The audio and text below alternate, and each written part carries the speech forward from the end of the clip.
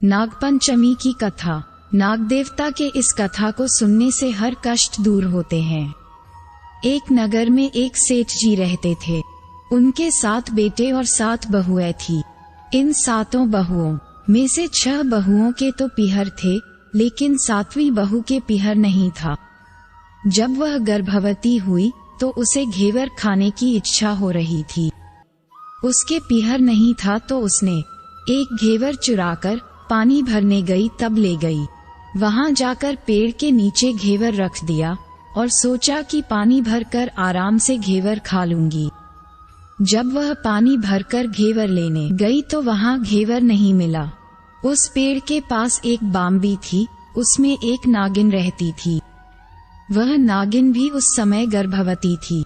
घेवर को देखकर नागिन की इच्छा उसे खाने की हुई और उसने घेवर खा लिया। उस नागिन ने सोचा कि यदि साहूकार की बहू मुझे गाली देगी तो मैं उसे डस लूंगी और यदि कुछ नहीं कहेगी तो इस बिना पीहर की को पीहर दिखा दूंगी। साहूकार के बेटे की बहू ने कहा कि शायद कोई मेरी जैसी ही होगी जिसने ये घेवर खा लिया। ऐसा सुनकर नागिन बहुत खुश हुई और उसने अपने बेटों से कहा कि तुम इंसान का रूप बनाकर जाओ और साहूकार के बेटे की बहू को लेकर आओ। नागिन के बच्चे इंसान का रूप बनाकर साहूकार के घर चले गए। वहां जाकर उन्होंने कहा कि हम हमारी बहन को लेने के लिए आए हैं। तब सास ने कहा कि पहले तो कभी नहीं आए, इतने दिन कहाँ थे। तब उन्होंने कहा कि जब हमारी बहन का जन्म हुआ तब हम नानी के घर थे और शादी हुई तब हम परदेश कमाने के लिए गए हुए थे। उन लड़कों ने बहुत सारे कपड़े, गहने और मिठाइयाँ बहन के सास और जेठानियों के लिए ले गए थे। सास अत्यंत प्रसन्न थी और जेठानियाँ उसे देखकर जल कूद रही थी। सास ने बहू को उनके साथ में भेज दिया। बॉम्बी के पास जाकर उन्होंने कहा, बहन हम नाग हैं। उस दिन जब तुमने पेड़ के नीचे घेवर रखा था तब तुम्हारा घेवर हमारी माँ ने ही खाया था। उन्होंने तुम्हें अपनी बेटी माना है, इस नाते से तुम हमारी बहन हुई। बहन अब तुम हमारी पूंछ को पकड़ लो और डरना मत। उनके कहने पर वह पूंछ पकड़कर बॉम्बी में चली गई। वहां पर उन्होंने उसे बहुत लाड प्यार और सुख से रखा। वहीं पर उसने एक लड़के को जन्म दिया। जब उसका लड़का थोड़ा बड़ा हुआ तब की बात है, पड़ोसन ने साहूकार के बेटे की बहू को सिखा दिया, अगर तू तेरी माँ की इतनी ही लाडली है तो तू तेरी माँ से कहना कि आज तो नागों को दूध में ही पिलाऊंगी। पड़ोसन का ताना उसे सहन नहीं हुआ। वह माँ से जिद करके नागों का दूध ठंडा करने लगी। अभी तक दूध ठंडा नहीं हुआ था, उससे पहले ही उसके बेटे ने घंटी बजा दी। घंटी की आवाज सुनकर छोटे बड़े सारे नाग दूध पीने के लिए दौड़ पड़े। जब उन्होंने दूध मुंह से लगाया तो बहुतों का मुंह जल गया। तब नाग क्रोधित होकर बोलने लगे कि हम बहन को काटेंगे। उसकी माँ ने उन्हें समझाते हुए कहा कि इसे मत काटो, ये तुम्हें आशीष देगी।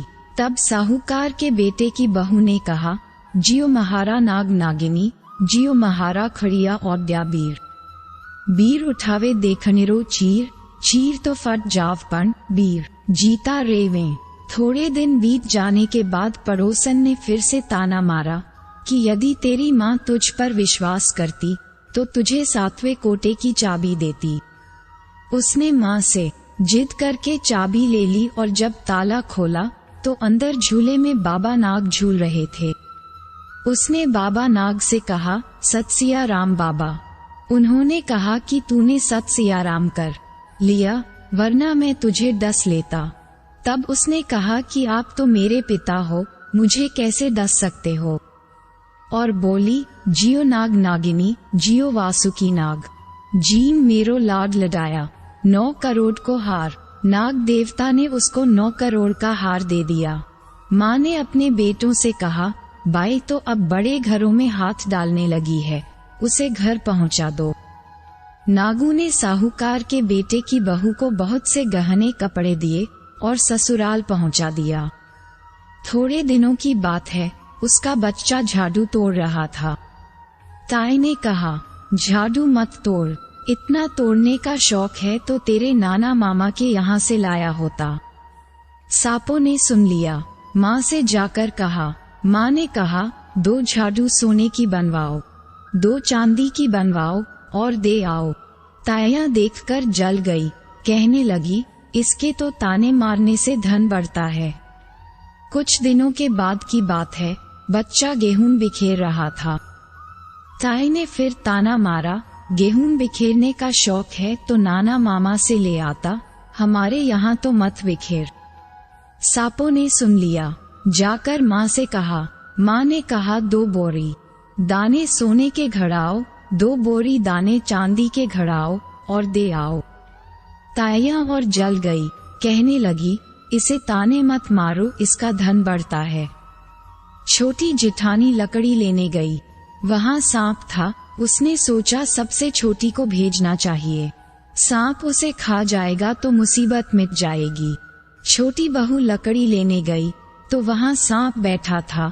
बोली, भैया राम राम। सांप ने झट से बिछुए दे दिए, पहनकर छम छम करती चली आई। जिठानियां देखकर जल गईं। 2-4 दिन बाद पान की गड्डियों में एक सांप देखा तो बड़ी जिठानी ने सबसे छोटी को पान लेने भेजा। उसने सोचा आज अवश्य सांप काट लेगा।